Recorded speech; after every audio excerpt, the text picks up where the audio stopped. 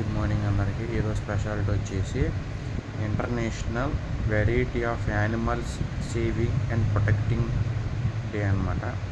అంటే మన హ్యూమన్స్లో ఎలా అయితే యూనిటీ ఇన్ డైవర్సిటీ ఉందో మన కంట్రీలో కావచ్చు, మన ఆల్ ఇండియా వైడ్ కావచ్చు అండ్ వరల్డ్ కావచ్చు, అంటే ఒక్కొక్క వివిధ జాతుల్లో వివిధ రకాల పద్ధతులు ఉన్నా సరే వాళ్ళు కలిసి ఉండడం, లేదంటే వాళ్ళ ఫ్యామిలీ లేకపోవడం. జంతువులు కూడా అట్లా వెరైటీ ఆఫ్ జంతువులు ఉన్నాయన్నమాట. ఇప్పుడు జింకలు కావచ్చు, ర్యాబిట్స్ కావచ్చు, పికాక్స్ కావచ్చు, పిచ్చుకలు కావచ్చు, ఇట్లా చాలా ఉన్నాయి అన్నమాట. అండ్ చిన్న చిన్న పురుగులు కావచ్చు, మనకి మస్కిటోస్ కావచ్చు, ఇట్లా చాలా ఉన్నాయి. జీవుల్లో కూడా చాలా రకాల వెరైటీస్ ఉన్నాయి, చాలా రకాల డిఫరెన్సెస్ ఉన్నాయి.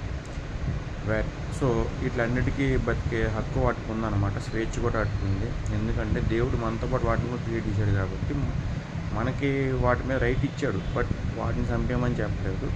అలా అని అన్నీ కోసుకొని తినకూడదా అంటే, మనకి ఇప్పుడు చికెన్ మాట్లాడాలంటే అందరు తింటున్నారు, అది వేరే మాట. కానీ మరీ కొంత క్రూరంగా వేరే తింటుంటారు, అది చెప్పకూడదు అదనమాట. అలాంటివి కూడా బతకనివ్వాలన్నమాట. సో జంతువుల్ని, పక్షుల్ని, వివిధ రకాలైన జీవరాశుల్ని బతికినిస్తారు. మనతో పాటు వాళ్ళకి సరిసమాన హక్కులు ఇస్తూ మనం ఉండాలని చెప్పి ఆశిస్తున్నాను. Thank you so much.